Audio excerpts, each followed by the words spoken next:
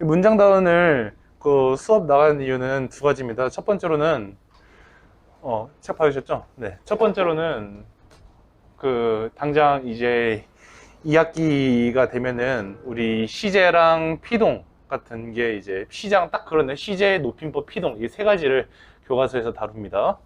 일단 그렇기 때문에 하는 거고, 두 번째 이유로는 그 이제 9월 모의고사가 되면은 이 부분이 출제가 되거든요.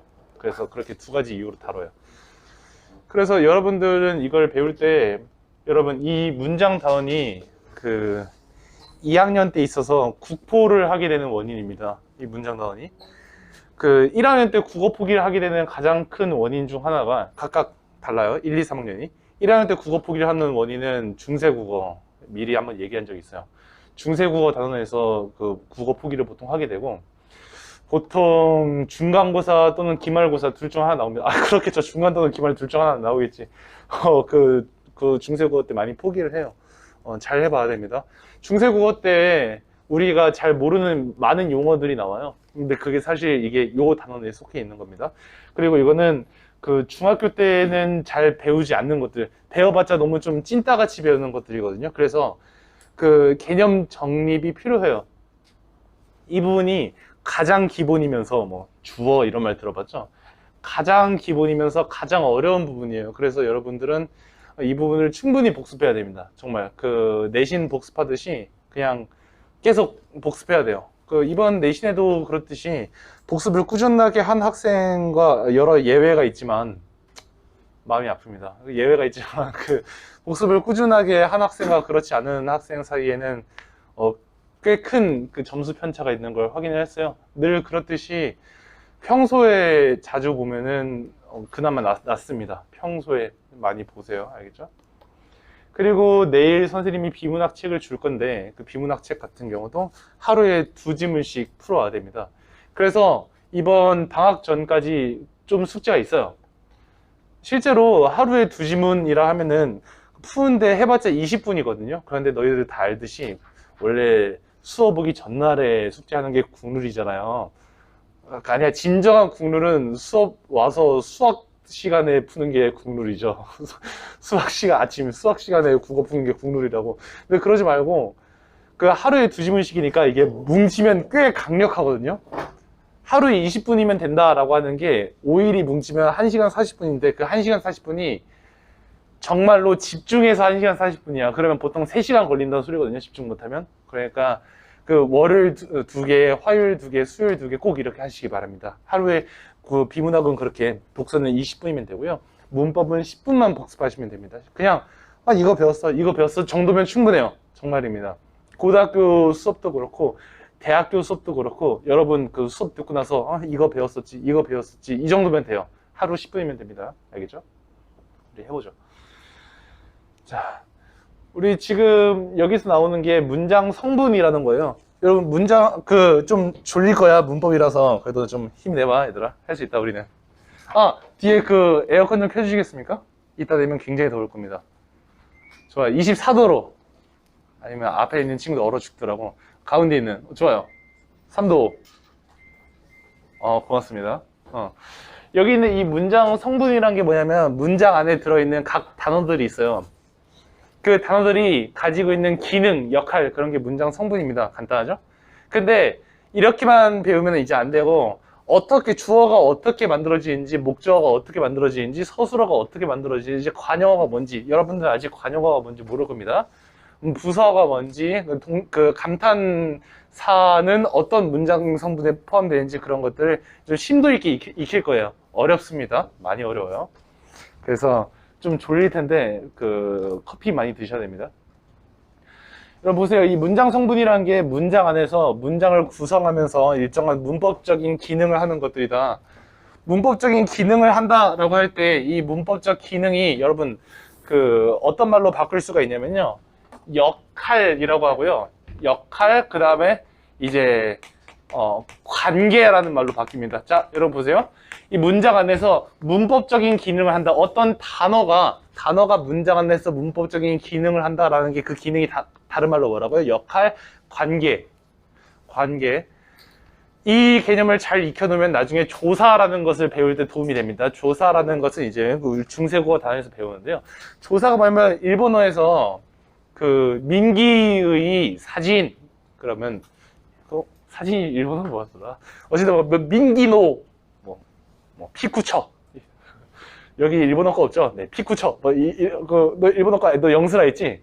다행입니다. 픽처가 피쿠처라고 해보죠. 그 민기노라고 할 때 민기의거든요. 이 민기노 이게 의예요. 뭐 이렇게 쓰는 거 같은데 일본어로 잘 모릅니다 일본어. 자, 이게 민기의가 돼요. 민기의가 되고 사진이 되죠. 여러분 잘 생각해 보면은 우리가 사진이라는 말이 있어요. 그렇죠? 그런 말이 있어요. 사진이란 말이 있어요, 얘들아. 근데 이 사진이라는 말을 꾸미고 싶어. 근데 영어에서는 친구들 영어에서는 사진이라는 말이 있으면 그 뒤에다가 뭐 붙여서 꾸밀 수가 있다. 왜냐면 영어는 전치사라는 게 있거든요.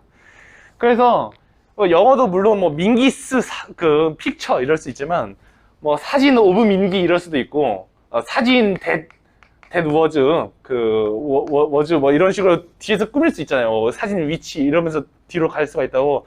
그것을 이제 배울 때는 뭐 관계부사절 이러면서 배우기도 하고 아니면 전치사 이러면서 전치사구 이러면서 배우기도 하죠. 그렇죠. 하지만 국어에서는 그렇게 뒤에서 꾸미는 게 없습니다. 국어에서는 앞에서 꾸며요. 자, 알아둡시다. 국어에서는 무언가를 꾸밀 때 앞에서 꾸민다. 앞에서. 그래서 중요한 게 뒤로 가는 거예요. 꾸밈을 받는 게 뒤로 가죠. 그래서 한국어는 끝까지 들어보라는 게 되는 겁니다. 알겠죠? 자, 그러면 보세요. 그 민기의 사진이라고 할 때 이 사진이라는 말이 있고 이 민기의라고 하는 것은 어떤 역할을 담당하는지 봅시다. 어떤 역할을 담당하냐면 뒤에 있는 놈을 꾸며주는 역할을 하네요. 그렇죠? 꾸며주는 역할. 그런 게 바로 문법적 기능이에요. 이런 것은 이제 뒤에 가서 배울 거지만 관형어라고 합니다. 꾸며주는 기능을 한다. 꾸며주는 역할을 한다. 그리고 꾸며주는 관계다. 이렇게 알고 계시면 됩니다. 알겠죠? 이런 것들이 문장 성분입니다. 그래서 문장 성분이라고 하는 것은 참 많은 게 있어요. 뒤에 가서 배울 거고. 근데 여기서 품사라는 거랑 우리가 한번 비교를 해보도록 합시다. 품사라고 하는 것이 중학교 때 보통 배우는 게 품사예요. 여러분 보세요. 이제 명사, 조사, 부사, 형용사 우리가 알고 있는 것들이잖아요. 조사는 잘 모르겠지만 명사는 안다고. 왜? 영어에도 있으니까요. 그렇죠? 개꿀. 부사 알아요. 왜? 영어에도 있으니까요. 형용사 알아요. 근데 영어의 형용사랑 그 민기래. 왜 나와? 뭐라고 하지? 한국어의 형용사랑은 꽤 다릅니다. 정말 많은 점에서 달라요. 그래서 영어의 형용사 개념을 가지고 한국어의 형용사라고 하면 안 돼요. 영어의 형용사는 여러분 여기다 써보면 pretty 아는 형용사가 별로 없어요. pretty 민기라고 해보죠. 민기. 그러면 여기서 영어는 앞에서 꾸며주는 걸 이런 걸 형용사라고 하죠. 근데 우리말은 이런 걸 형용사라고 하지 않습니다. 우리 이런 걸 관형어라고 해요. 그래서 우리 이제 고등학교 1학년이 됐잖아요. 중학교 때랑 달리 지금 우리가 익숙해져야 하는 말은 땡땡어입니다. 어로 끝나는 말에 익숙해져야 돼요. 사로 끝나는 말은 이제 잘 쓰지 않아요. 진짜 잘 쓰지 않아요. 아주 특수한 경우에만 씁니다. 명사라는 말 잘 이제 못 볼 가능성이 많아요. 명사라는 말보다 체언이라는 말을 많이 보게 될 겁니다. 동사 형용사라는 말보다 용언이라는 말을 많이 만나게 될 거예요. 그래서 그리고 관형사라는 말보다 관형어라는 말을 많이 만나게 될 거고 부사라는 말보다 부사어라는 말을 만나게 될 거예요. 그래서 앞으로는 그 어라는 말이 중요해요. 이 문장 성분은 땡땡어로 끝나요. 근데 품사는 사로 끝나요. 그래서 이제 끝이 사자로 끝나는 말이 품사다. 그런데 문장 성분은 끝이 어자로 끝난다. 이것만 알아도 절반은 간 거예요. 정말로. 사자로 끝난다, 어자로 끝난다. 자, 그런데 여기서 품사라고 하는 것은요, 이 개별 단어가 가지고 있는 그 단어가 태어날 때부터 가지고 있는 어떤 특징입니다. 여러분, 품사는 그 단어가 태어날 때부터 가지고 있는 특징이다. 근데 문장 성분은 아까 뭐라고 했냐면 기능과 역할이라고 했거든요. 민기쌤이 고등학교 1학년부터 1학년, 2학년, 3학년, 3개 학년 모두 다 반장을 했어요. 여러분은 어떻게 뽑을지 모르겠지만 선생님네 학교는 한 학기에 한 번 뽑았어요. 여러분 혹시 1년에 한 번 반장 뽑는 학교도 있나요? 한 학기에 한 번씩 다 뽑죠. 그렇습니다.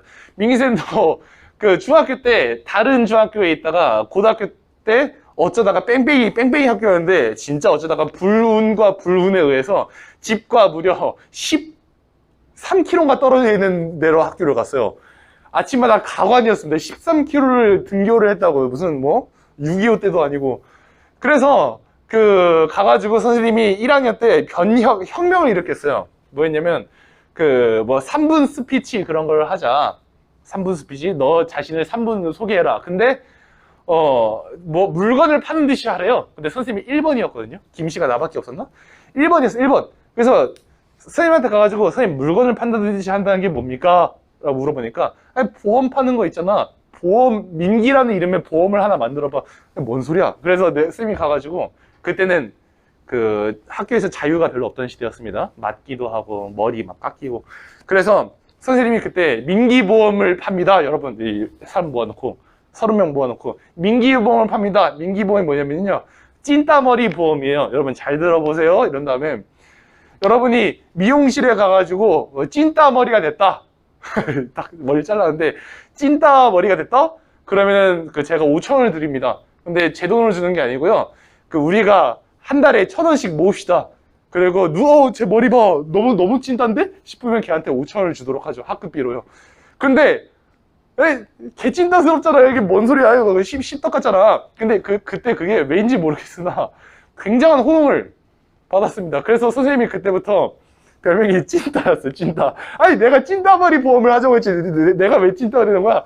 어쨌든 선생님 별명이 찐따가 됐습니다. 야 찐따야 이렇게 불렀어요. 그리고 선생님이 그 반장 선거에 나가서 여러분 죄송합니다. 그 찐따머리는 그 좀 현실성이 좀 부족하고 대신에 제가 피자 한번 살게요 하니까 압도적인 표차로 34명이 있었는데 선생님이 29표를 얻고 그 반장이 총 4명이 나왔거든요. 쌤 포함해서.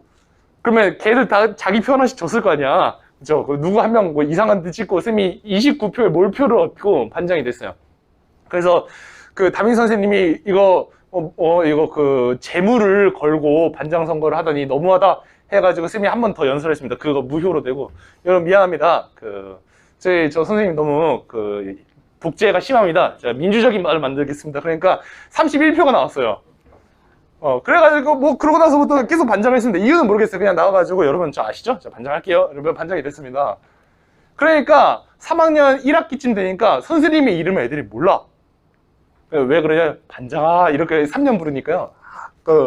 반장이라고 3년 부르니까 이름을 몰라. 여기서 민기는 하나의 품사입니다. 하나의 품사, 민기라는 사람이 하나의 품사라면 그 학교 때는 3년 내내 반장을 했다고 했죠. 그럼 반장이 역할이에요. 그게 문장 성분입니다. 그런데 대학교로 가서 선생님이 과 대표라는 걸 했습니다. 과 대표가 뭐냐면 과의 대표예요. 간단하죠. 과의 대표를 했는데 그것도 한 2년 하니까 애들이 내 이름을 까먹더라고. 민기야 해야 되는데 뭐였더라? 야, 과대야 이렇게 부르더라고요. 어느 순간 기분 나쁠 때도 있었어요. 그럼 거기서는 쌤은 과 대표를 한 거죠. 오케이? 거기서의 역할은 과 대표였던 겁니다. 근데 뭐 여기서 뭐 과 대표를 하든 반장을 하든 아니면 군대에 가서 내가 뭐 했더라? 뭐 한 게 없는 것 같네요. 뭐 군대 나오고 나서 그때부터 뭐 선생님을 하든 아니면 학원 선생님을 하든 난 되게 많이 역할이 바뀌었잖아. 근데 민기라는 사실은 달라지지 않지 않나요? 이 현상 한번 보시겠습니까? 여기서 예쁘다라는 말이 있어요. 예쁘다라는 말이 있는데 이 말은 원래 어떻게 태어났냐면 이게 민기라는 말입니다. 똑같은 거, 민기랑 똑같은 거야. 이 말이 원래 태어날 때는 형용사로 태어났습니다. 자, 요거는 형용사예요. 알겠죠? 그런데 이거 보세요. 이 문장 안에서 어떤 기능을 하는지 한번 볼까요? 민기는 예쁘다라고 해볼게요. 민기가 예쁘다. 고맙습니다, 여러분. 민기가 예쁘다라고 하면은 이때는 서술어로 쓰이는 거예요. 이게 서술어. 오케이? 서술어로 끝나는 거 보이시죠? 벌써. 자, 이렇게 주어 서술어 관계를 이루고 있을 때는 SV라고 하죠. 주어 서술어 관계를 이루고 있을 때 이거 서술어로 쓰여요. 근데 똑같은 말이지만 이거 보세요. 예쁜 민기라고 한번 써보겠습니다. 예쁜 민기라고 쓰면은 이거는 더 이상 서술어가 아닙니다. 왜냐? 보세요. 이 예쁘다라고 하는 것은 똑같이 민기를 꾸미는 게 아닌가요? 이건 꾸민 게 아니에요.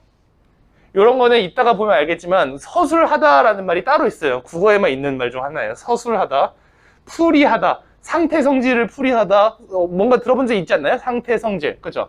이렇게 주어의 상태성질을 풀이하고 있을 때 이것이 서술어라고 불리지만 뒤에 오는 체언, 자 명사 같은 친구들을 체언이라고 합니다. 뒤에 오는 체언을 꾸미고 있을 때 우리가 이것을 무슨 어라고 부르냐면요, 관형어라고 부릅니다. 알겠어요? 자, 그러면 이거 보세요. 여기서 이 예쁘다라는 말, 이게 문장 성분이 뭘까요? 라고 물어보는 것은요, 얘의 이름이 뭘까요?를 묻는 게 아니라 얘 지금 하고 있는 역할이 뭘까요?를 묻는 겁니다. 오케이? 그러니까 이 예쁘다의 문장 성분이 뭐예요? 라고 물어봤을 때 형용사라고 답하는 것은 크게 잘못된 거죠. 너의 역할이 뭐냐? 그러면 전 민익입니다. 이러고 있는 거랑 똑같은 거예요. 오케이? 근데 여러분 보세요. 여기서 이 예쁘다라고 서술어로 쓰이던 것이 어떻게 돼가지고 관형어로 바뀌었어. 아직 관형은 뭔지 잘 모르죠. 관형어로 바뀌었다고 쳐. 바뀌었지만 바뀌지 않은 것은 뭐냐면 얘는 여전히 형용사라는 겁니다. 그래서 모든 단어는요, 여러분, 모든 단어는 품사가 있고 문장 성분이 있어요. 품사가 있고 문장 성분이 있다. 우리 음은 배울 때 좋은 위치가 있고 좋은 방법이 있었던 거 기억납니까? 그것처럼 이것도 품사가 있고 문장 성분이 있습니다. 품사는 바뀌지 않아요, 잘. 품사가 바뀌려면 전미사가 필요합니다. 이거 알려줄 거예요. 전미사가, 안 알려줬구나, 아직 너희들한테. 전미사가 없으면은, 근데 어디서 많이 들어봤죠? 전미사. 아지. 들어봤죠? 이음. 전미사가 없으면 품사 바뀌지 않아. 여러분, 이거는, 문장 성분이 바뀐 겁니다. 알겠죠? 자, 그러니까, 이런 게 바로 품사와 문장 성분이에요. 헷갈리면 안 됩니다. 알겠죠? 앞으로는 어로 끝나는 말을 하는 거에 익숙해지도록 하세요. 자, 그래서 품사는 개별 단어의 성질에 따라서 나눈 것이고, 그 다음에 문장 성분은 문장에서 역할에 따라서 나눈 것이다. 알겠죠? 그런 겁니다. 자, 그럼 문장 성분의 종류를 먼저 말을 할 건데요. 지금부터는 외워야 되는 겁니다. 자, 문장 성분의 종류를 어떻게 나눌 수가 있냐면, 이런 것들도 다 필기해봐, 얘들아. 다 피가 되고 살이 되는 거야. 문장 성분의 종류를 총 3가지로 나눌 수 있어. 자, 잘 봐요. 이 문장 성분이 있다고 할 때 이 문장 성분이 3가지. 자, 이렇게 하나, 둘, 3가지거든요. 첫 번째는 주성분이라는 게 있습니다. 닥치고 외워야 될 때도 살다 보면 있는 법이죠. 첫 번째는 주성분이라는 것이고, 두 번째는 부속성분이라고 하는 것이고, 세 번째로는 독립성분이라고 하는 겁니다. 이거는 외워야 됩니다. 그 문장 성분이 총 7개거든요. 총 7개라서 그 주성분이 4개입니다. 그리고 부속 성분이 2개입니다. 독립 성분이 하나예요. 외워야 합니다. 외워야 해요. 알겠죠? 주성분이 4개예요. 자, 주성분, 부속 성분, 그 다음에 독립 성분이 있다. 그 주성분은 문장을 이루는데 꼭 필요한 성분들을 그 주성분이라고 합니다. 꼭 필요해. 그래서 주성분은 여기 뭐라고 써있냐면 문장의 골격을 이룬다. 뭔지 모르겠고요. 필수적 성분이다. 필수적 성분이 무슨 뜻이냐면요, 생략이 쉽지 않다. 생략이 어렵다는 겁니다. 기본적으로. 생략이 어렵지만 예외는 있어요. 예외는 어떤 때가 있냐면 이 주어의 경우에는 생략이 가능하다. 어느 순간 생략이 가능할 때가 있다 하는 그 예외가 있긴 합니다. 근데 보통 예외잖아요. 예외적 현상으로 주어가 생략이 될 때가 있다지 주어는 언제나 생략이 가능하다가 아닙니다. 그렇기 때문에 어서 오세요. 데스크에서 그거 말고 데스크에서 또 책 하나 받아와야 되거든요. 온 김에 그거 받아가지고 오세요. 그래서 어떻게 말해야 되냐면 얘들아, 주어는 생략이 불가능하다 이렇게 말하면 맞는 말이에요. 알겠죠? 주어는 생략이 불가능하다. 근데 예외적으로 생략이 가능할 때가 있다. 오케이? 그거잖아요, 여러분. 우리가 헌법에도 나와 있는 것 중 하나인데, 우리의 신체적이고 아니면 정신적인 또는 뭐 재산적이고 그런 권리들, 우리가 가지고 있는, 우리 국민이 가지고 있는 권리들이 제한될 때가 있습니다. 국가의 안전과 관련될 때, 그리고 다른 사람의 생명과 재산에 대한 권리를 보호해야 할 때, 헌법에도 명시되어 있죠. 우리의 신체적이고 재산적인 권리는 제한될 수 있어요. 하지만 그거를 가지고 우리는 자유가 제한된 사람들이다 라고 평소에 떠들고 다니진 않잖아요. 그렇죠? 그러니까 우리는 자유가 보장되어 있습니다. 그러나 제한될 때가 있죠. 마찬가지로 주어는 생략되지 않습니다. 그런데 생략될 때가 있는 거예요. 모순되어 보이지만 알겠죠? 이해할 수 있죠? 그래서 이 주성분이라고 하는 것은 생략이 어려운 필수적인 성분들입니다. 자, 그런데 이 주성분 안에 들어가는 게 4가지가 있어요. 자, 이 주성분 안에 들어가는 게 4가지가 주어, 서술어, 목적어, 보어거든요. 여기도 써보죠. 주어, 서술어, 그 다음에 목적어, 보어. 주어, 서술어, 목적어, 보어 이렇게 4가지 4가지가 주성분 안에 들어가요. 자, 이거는 이렇게 외워야 되면 주목, 보서, 주어, 서술어, 목적어, 보어는 생략이 불가능한 필수 성분. 주어, 서술어, 목적어, 보어. 주어, 서술어, 목적어, 보어는 그 생략이 불가능한 필수적인 성분이다. 알겠죠? 그리고 이것은 문장의 골격을 이루는 역할을 한다. 그러니까 아예 다른 건 문장의 골격을 안 이루겠어. 그러니까 그 가장 기본적이라는 소리예요. 근데 부속 성분이라는 것도 있어요. 자, 부속 성분이라는 것은 뭐냐면요. 여기다 쓸 겁니다. 부속 성분은요. 그 수식해주는 역할을 해요. 이 부속 성분 있잖아. 두 가지가 있다고 했잖아. 이 부속 성분은 수식. 부속이라는 게 무슨 뜻이냐면요. 부속은 그 부품이 된다라는 뜻이거든요. 그러니까 부품처럼 어디 하나에 안겨있다 이런 뜻이에요. 그게 무슨 소리냐면 아까 민기의 사진이라는 그 예시가 있었죠. 민기의 사진. 민기의 사진에서 중요한 말은 사진입니다. 왜냐? 꾸밈을 해주는 말보다 꾸밈을 받는 말이 더 중요합니다. 오케이? 그렇기 때문에 사진이 더 중요한 말이에요. 그래서 민기의 사진이 될 수도 있고 뭐 누구의 사진도 될 수 있고 누구의 사진도 될 수 있는 거죠. 꾸미는 말에 따라서. 오케이? 사진이 더 중요하다고 했어요. 그럴 때 그 덜 중요한 성분이 부속 성분이 된다. 부속은 좀 찐따 같은 꾸며주는 그런 뜻입니다. 알겠죠? 부속 성분 안에는 두 가지가 들어갑니다. 두 가지. 그래서 뭐가 있냐면 관형어가 있고 부사어가 있어요. 아직 오늘은 첫날이잖아요. 그래서 아직까지는 각각이 뭔지 너무 궁금해하지 않으셔도 됩니다. 그냥 알면 돼요. 관형어라는 것이 있다. 관형어는 들어보기 어려운 말이거든요. 매우 자주 쓰이지만 지금까지는 들어보기 어려워요. 들어보기 어렵다는 게 무슨 소리냐면 많이 들어봤다 하더라도 문법적으로 이렇게 깊이 탐구해볼 기회가 없었을 겁니다. 거의. 부속 성분 안에 들어있는 게 관형어라는 게 있고 부사어라는 게 있다. 자, 그 다음에 독립 성분 안에 들어있는 것은 감탄사가 포함되어 있는 독립어. 잠깐, 독립어가 맞나? 가끔 국어쌤도 이렇게 헷갈릴 때가 와요. 잠깐. 나도 그거 한번 하자, 얘들아. 쪽팔리지만 어쩔 수 없어요. 자. 내가 살다가 이런 날이 올 줄 몰랐네. 자, 독립어인가? 독립어인가요? 아, 다행입니다. 네, 독립어입니다. 독립어. 자, 이 독립성분 안에 들어있는 거 독립어. 자, 독립어. 독립어 안에는 감탄사가 들어가요. 감탄사도 이제는 여러분 세 가지로 나눌 수 있어야 됩니다. 의지 감탄사, 감정 감탄사, 그 다음에 입버릇 및 더듬거림. 그렇게 세 가지로 나눌 수 있어야 해요. 할 수 있을 것 같죠? 할 수 있습니다. 그럼 주성분이 4가지, 부속성분이 2가지, 독립성분이 1가지입니다. 4, 2, 1. 우리가 품사는 9개가 있습니다. 구품사. 근데 문장성분은 7가지가 있어요. 자, 그래서 그 주성분 4가지, 부속성분 2가지, 독립성분 1가지인데 주성분은 주, 목, 보서, 그 다음에 부속성분은 관형어랑 부사어, 그 다음에 독립성분은 독립어. 이렇게. 그 품사가 여기 1대1 대응하지 않아요, 여러분. 명사가 주어에 들어간다. 뭐 이건 쓸모없습니다. 명사가 서술어 될 수 있고, 명사 목적어 될 수 있고, 심지어 명사 관형어 부사어, 독립어, 네, 독립어까지 다 될 수 있어요. 예를 들면 민기가 죽었다. 민기가. 이것은 민기이다. 서술어. 민기를 나는 민기가 되었다. 보어. 민기의 관형어, 민기에게 부사어, 민기야 독립어 다 될 수 있어요. 똑같은 민기라는 말도. 알겠죠? 그러니까 하나의 품사가 굉장히 많은 그 문장 성분이 될 수 있다는 점. 자, 그럼 각각에 대해서 설명해보죠. 주어는 주체라는 말 알아두면 됩니다. 자, 동작이나 성질, 상태의 주체가 되는 말에서 주체 높임법이라는 말이 곧 나옵니다. 주체 높임법이라는 것은 주어 높임법입니다. 주체는 주어입니다. 근데 이것도 피동 쪽 가면 주체가 주어가 아닌 현상을 경험하게 될 텐데 그건 나중에. 주체는 주어입니다. 지금까지 알겠죠? 주체는 주어. 자, 그래서 이 주체가 되는 현상이다 그러면 주어라고 보면 돼요. 근데 여기서 써져 있는 게 기분 나쁘게 동작이나 성질, 상태라고 하죠. 동작은 딱 봐도 서술어가 뭐임을 나타내는 거냐면 서술어가 동사일 때 동작의 주체가 되겠죠. 그러니까 민기가 샤워한다, 민기가 세수한다, 손을 씻는다 이러면 그 동작의 주체는 민기가 주어가 되겠죠. 근데 성질의 주체는 뭐냐면요, 이거는 형용사일 때 얘기하는 겁니다. 형용사.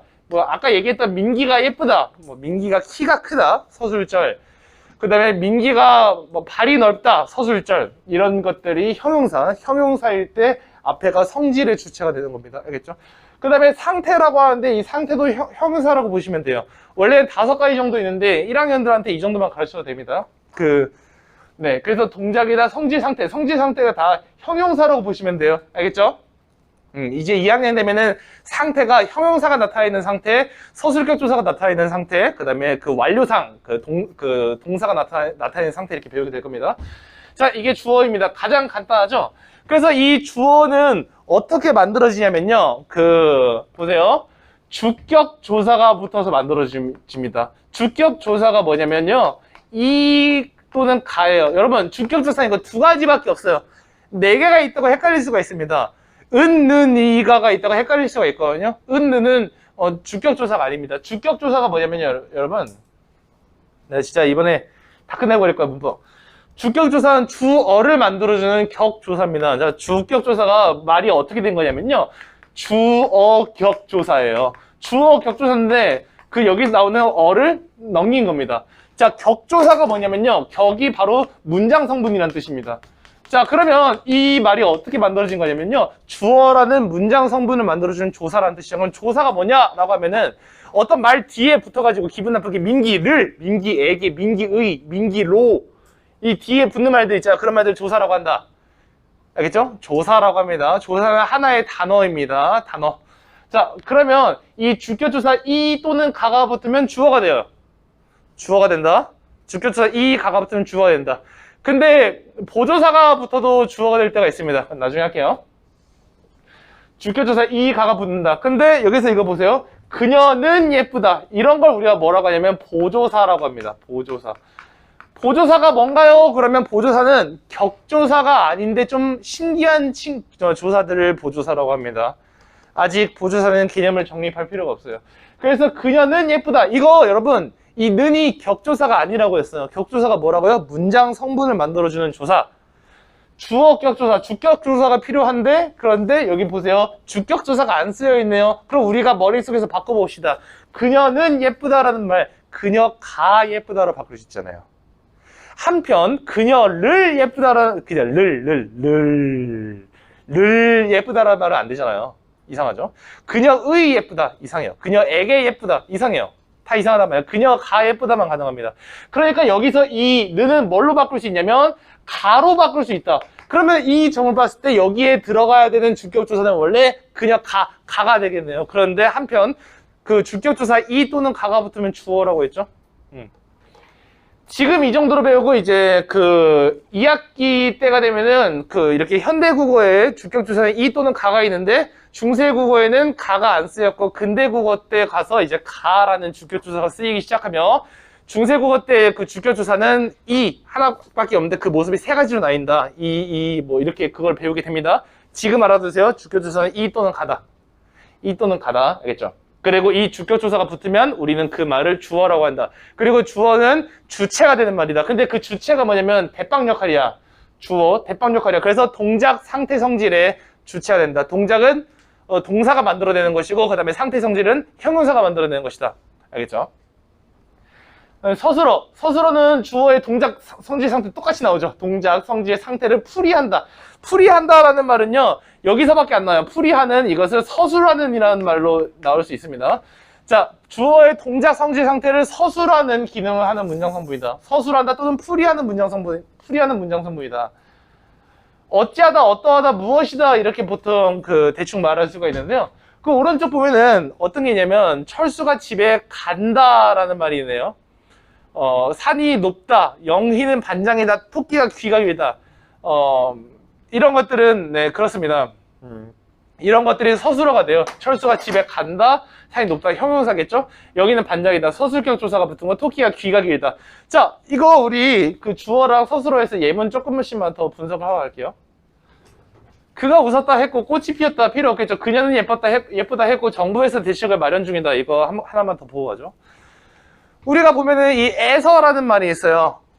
에서라는 말이 있는데 이 에서라는 말이 원래는 주어를 나타내는 말이 아닙니다. 알겠죠? 민기가 강의실에서 춤을 춘다. 그때 강의실에서가 무슨 뜻이냐면 어떤 공간을 나타내는 말이겠죠. 강의실에서, 학교에서. 그렇죠? 근데 이 에서라는 말이 붙었을 때 예외적으로 아주 특별하게 주어를 나타낼 때가 있어요. 그게 언제냐면 이 정부라고 하는 것이 하나의 주체가 되었을 때, 정부가 주체가 돼서 하는 일들이 있잖아요. 정부에서 정책을 만들었다. 정부에서 뭐 시책을 시행 중이다. 정부에서 박람회를 개최하였다. 정부가 주체가 돼서 하는 말. 그런 말들은 우리가 에서를 붙였을 때 주어라고 인정합니다. 자, 그래서 이거 정리하면 어떻게 되냐면 이 에서라는 말은요. 자, 어려워요. 단체 뒤에부터 주어임을 나타냄. 그러니까 여러분 이 문장이랑 비교해 볼까요? 이제 손이 바빠야 돼. 운동장에서 학생들이 운동장에서 논다. 이 말이랑 비교를 해보면 CF 비교하자는 소리입니다. 학생들이 운동장에서 논다라는 말이 있죠. 여기서 나오는 이 운동장에서라는 말은요, 그냥 어떤 장소를 나타내는 말이에요. 이럴 땐 주어가 아닙니다. 알겠죠? 학생들이 학교에서 논다 이러면 그 학교에서는 장소를 나타내는 말이지 다른 걸 나타내지 않죠. 그렇죠? 근데 학교에서 정책을 결정했다라고 하면은 그 학교는 그때는 주어가 됩니다. 어려웠지만 잘 들어보세요. 이렇게 해볼게요. 선생님들이 학교에서 강의를 한다. 그때 학교에서는 장소를 나타내는 말로 주어가 아닙니다. 오케이? 학교에서 대회를 개최하였다. 그 학교 사람들이 주체가 돼가지고 대회라는 것을 그 주체가 됐나 보네요. 그리고 뭐 학교에서 민기쌤이 열었든 누가 열었든 어쨌든 학교가 하나의 주체가 된 모양이에요. 알겠죠? 이거랑 비교해 보시기 바랍니다. 자, 그 다음에 이제 뒤에 동사의 예문을 볼게요. 철수가 집에 간다. 산이 높다. 형용사입니다. 이건 동사고 형용사. 영희는 반장이다. 여러분, 여기서 반장이다 라고 할 때 이 이다가 뭐냐면요. 아시는 분들 있겠지만 이거 서술격 조사라고 부릅니다. 이제 머리가 터져요. 문법 공부 시작하면 머리가 터져. 그러니까 복습이 필요한 거예요. 알겠죠? 매수업, 그리고 좀 되게 자세하게 할 테니까 모든 것을 받아 적고 진짜 머릿속에 최대한 넣으려고 노력하고 집 가서 치열하게 복습하자고. 서술격 조사라는 게 있어. 자, 아까 주격 조사를 설명할 때 주격 조사 쌤이 그 단어가 어떻게 이루어져 있다고 했냐면 주어, 격 조사라고 했죠. 주어임을 나타내는, 자, 격이 뭐라고? 문장 성분. 주어라는 문장 성분임을 나타내는 조사다라고 했죠. 서술격 조사가 뭐냐면 서술어라는 문장 성분이다라는 것을 나타내는 조사라는 겁니다. 조사는 보통 어디에 붙냐면요. 그 체언 뒤에 붙어요. 체언이 뭐냐면요. 명사 같은 애들을 체언이라고 합니다. 반장이라는 말은 그 체언이에요. 명사 같죠? 체언입니다. 체언 뒤에 서술격 조사가 붙었어요. 근데 이 반장이라는 말을 서술어로 쓰고 싶었던 거예요. 서술어는 보통 문장의 맨 뒤에 있거든요. 그래서 서술어로 쓰고 싶어서 영희는 주어, 반장이다. 이러니까 주어 서술어 관계가 순식간에 되어버리는 모습. 우리가 이런 걸 서술격조사라고 그럽니다. 서술격조사가 붙으면 서술어가 됩니다. 원래는 그래요. 서술격조사가 붙으면 보통은 서술어가 됩니다. 알겠죠? 보통은 서술어가 된다. 서술어가 됩니다. 자, 그리고 요거 토끼가 귀가 길다라는 말이 있어요. 우리가 이런 걸 서술절이라고 하는데 이건 굉장히 어렵습니다. 대단히 어려워요. 어렵습니다. 서술절. 자, 토끼가 귀가 길다라고 하는 것이 여기서는 그 두 단어가 하나의 서술어가 됐어요. 신기하죠? 두 단어가 뭉쳐서 이렇게 해가지고 하나의 서술어가 될 수 있는 거예요. 한번 예를 들어볼까요? 우리가 뭐 하나 해봅시다. 민기는 네모다라는 민기가 네모다라는 말을 만들어 볼게요. 자, 문장 성분을 분석을 해보면요. 이 민기가라는 말은 주어가 될 수 있을 것 같고요. 그 다음에 네모다라는 말은 서술어가 될 수 있을 것 같아요. 그래서 이 서술어 안에 들어갈 만한 말을 많이 써보려고 합니다. 민기쌤이.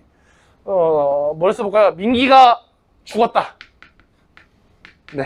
민기가 죽었다. 죽을 수 있죠. 민기가, 튼실하다. 허벅지가.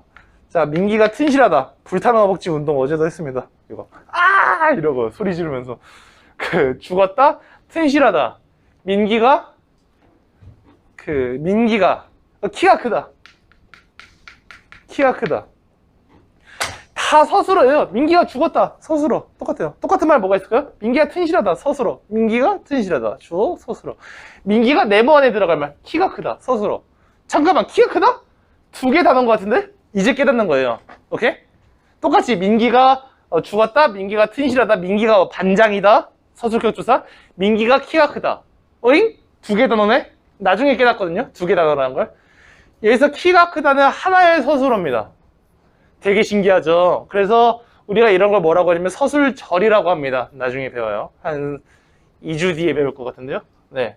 그래서 이렇게 단어랑 단어가 만나서 절 이룬다. 영어에서 구와 절 개념 배웠죠? 그 절이 하나의 서술어가 될 수도 있습니다. 알아두세요. 자, 그 다음에 이제 이런 게 서술어였습니다. 이제 목적어입니다. 목적어는 서술어, 타동사라고 합니다. 이 서술어의 동작 성분이 되는 문장 성분. 여러분, 근데 형용사는요, 목적어를 갖지 않아요. 형용사는 목적어 없고 동사만이 목적어를 가져요. 동사 중에서도 목적어를 갖는 게 있고 안 갖는 게 있어요. 그 2학년 때 배웁니다. 자동사와 타동사. 영어는 중학교 1학년 때 배우죠. 자동사와 타동사. 그 국어에서는 고등학교 2학년 때 배웁니다. 더 어려워서. 그래서 이 동작의 대상이 되는 문장 성분이다. 보통 을을이 붙어요. 나는 과일을 좋아한다. 선생님이 내가 합격하기를 바란다. 이것도 두 단어가 만나가지고 하나의 목적어가 됐네. 을이 됐네. 여러분 보세요. 여기 나오는 이 를 우리가 뭐라고 하냐면요. 이 을을 목적격 조사라고 합니다. 마찬가지로 목적어를 만들어주는 격조사라고 해요. 그래서 목적격 조사입니다. 목적격 조사. 지금 그 세빈군이 졸고 있는데 자, 알약을 하나 만들어서 한 번 더 졸면은 이걸 이제 먹도록 하죠. 네. 자, 졸릴 때마다 이거를 이제 한 번씩 보시기 바랍니다. 네. 자, 그 목적 격조사가 을 또는 을입니다. 을 또는 를, 을 또는 를, 을이 붙으면 무조건 목적어예요. 이건 예외가 없습니다. 개꿀이에요. 을이 붙으면 무조건 목적어다. 무조건 목적어가 된다. 근데 여기서 보세요. 그는 축구만 좋아한다. 이런 걸 우리가 보조사라고 합니다. 아까 는이 보조사인 거 배웠어요. 보조사가 뭐냐면 격조사는 아니다. 격조사가 아니기 때문에 특정한 격을 나타내지 않아요. 격이 뭐라고요? 문장 성분. 문장 성분이 뭔데요? 이런 것들을 문장 성분이라고 하죠. 보조사는 특정한 문장 성분을 나타내지 않아요. 아까 는이 있었죠? 는이 주어를 나타낸다고 헷갈릴 수 있거든요. 는이 목적어도 나타내요. 그는 축구는 좋아한다. 가능하잖아요. 그렇죠? 많이 목적어를 나타내는 거 같죠? 아닙니다. 많이 주어도 나타내요. 민기만 죽었다. 주어도 되잖아요. 그렇죠? 그러니까 는, 만 이런 그 보조사들 있죠? 이런 보조사들은 위치에 따라서 구별하는 것이지 그 보조사가 는이 쓰인다고 해서 주어를 나타내는 것이 아니란 소리입니다. 보조사가 많이 쓰였다고 해서 목적을 나타내는 게 아니란 소리예요. 그럼 어떻게 하면 되느냐? 이 보조사가 쓰였을 때 여기에다가 우리가 격조사를 하나 넣어보죠. 격조사가 뭐라고요? 문장 성분을 나타내는 조사. 그는 축구만 좋아한다 해서 이 만을 를로 바꿀 수 있네요. 아까 우리가 이거 했던 것처럼 이 축구만에서 이 만을 뭘로 바꿀 수 있다? 를 좋아한다로 바꿀 수 있다. 축구를 좋아한다로 바꿀 수 있죠. 그렇죠? 그렇기 때문에 우리는 이것을 목적어구나 이렇게 판단할 수 있다는 겁니다. 아시겠죠? 뒤에도 이거 두 단어가 만나가지고 하나의 그 목적어가 되는 모습을 볼 수 있네요. 우리가 이거 명사절이라고 합니다. 나중에 배워요. 자, 그 다음에 대망의 보어. 보어가 어렵습니다, 여러분. 알아두셔야 돼요. 보어는요, 조건이 많아요. 조건이 많은데, 잘 보세요. 보어라고 하는 것은 영어의 보어랑 한국어의 보어랑은 상당히 다릅니다. 영어의 보어는 마찬가지로 become 뒤에서도 이제 보어네요, 영어. 근데, 한국어의 보어는 딱 서술어가 두 개. 되다 또는 아니다. 개꿀이에요, 여러분. 되다, 아니다. 이 두 개만 아시면 돼요. 되다 또는 아니다. 되다, 아니다. 어떻게든 상관없어요. 되었다, 되었든 말든 이런 거 다 되다예요. 뒤에 다 어미니까. 아니다, 아니고, 아니니까, 아니라면 이런 거 다 아니다예요. 아시겠죠? 되다, 아니다. 이 두 개가 필요로 하는 성분이다. 복격조사 이 가랑 결합하다. 자, 여기서 보세요. 되다, 아니다 앞에 와야 되고요. 그 다음에 복격조사 이 가가 있어야 됩니다. 자, 여기서 헷갈립니다. 여기서. 뭐가 헷갈리냐면요. 아까 우리가 주격조사를 배웠거든요.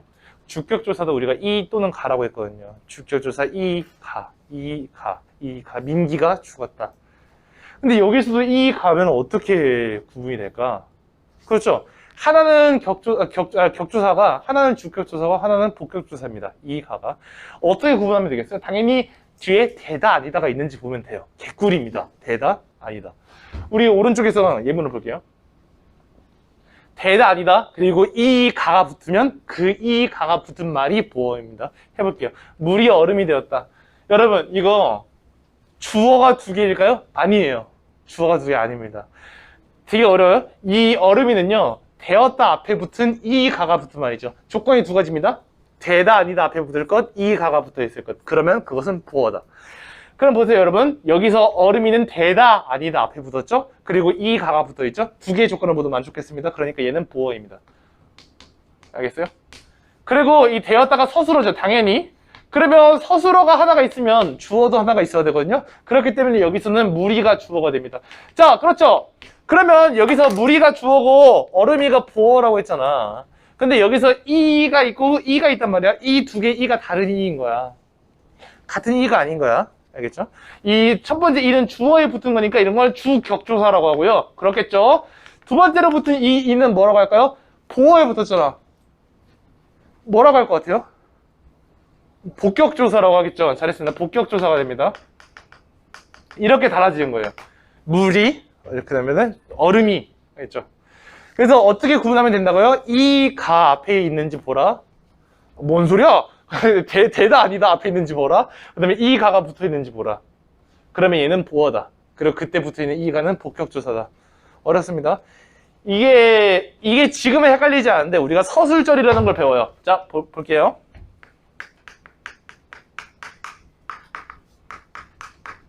길다. 아싸. 예문에서만이라도 길어봅시다. 한번. 그 다음에 민기가 선생님이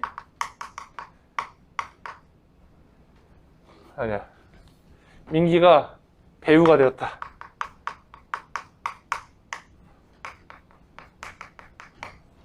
이 예문을 비교해보면 진짜 똑같아 보여요. 이거 어떻게 구분이 되냐고. 이거 외국인들 개빡칠걸? 외국인들한테 이거 설명하면은. 아니 민기가 다리가 길다. 여기서 다리가는 주어예요. 오, 주어가 두 개인가 보군요. alright.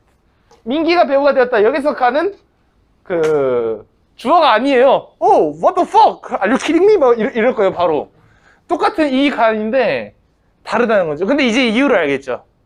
이유를 알겠죠. 이거는 되다 아니다가 아니거든요. 꾸우면 되다 아니다로 태어나는 거야. 되다 아니다가 아니죠. 얘는 되다 아니다잖아. 그러니까 앞에 오는 말이 보어다. 근데 무조건 다 보어가 아니라 되다 아니다 앞에 있는 모든 말이 보어가 아니라 이 가가 붙은 말이 보어입니다. 그래서 이거 나머지도 되었다, 아니다, 아니다 보이시죠? 마찬가지로 는 붙어 있어도 되겠네요. 근데 여기서 하나만 비교해보죠. 여기서 물이 얼음이 되었다 있잖아요.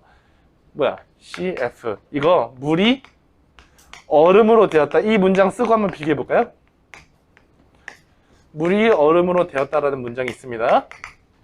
물이 얼음으로 되었다 해서 얘들아 피했다. 이 얼음으로가 보어가 아니다? 진짜입니다. 이 얼음으로는 보어가 아니에요. 왜 보어가 아닐까요? 선생님이 방금 조건 두 가지를 얘기했거든요. 되다 아니다 앞에 있을 것, 보어의 조건. 두 번째는 이 가가 붙어 있을 것. 얘는 이 가가 안 붙었네요. 그래서 얘는 이 으로가 나중에 배우겠지만 이 으로는 부사격 조사라는 겁니다. 방향을 나타내요. 학교로 간다. 알겠죠? 그래서 이 얼음으로는 부어가 아닙니다. 부어가 아니라 얘는 부사어라고 하는 거예요. 부사어. 알겠죠? 이걸 보니까 좀 이해가 됩니까?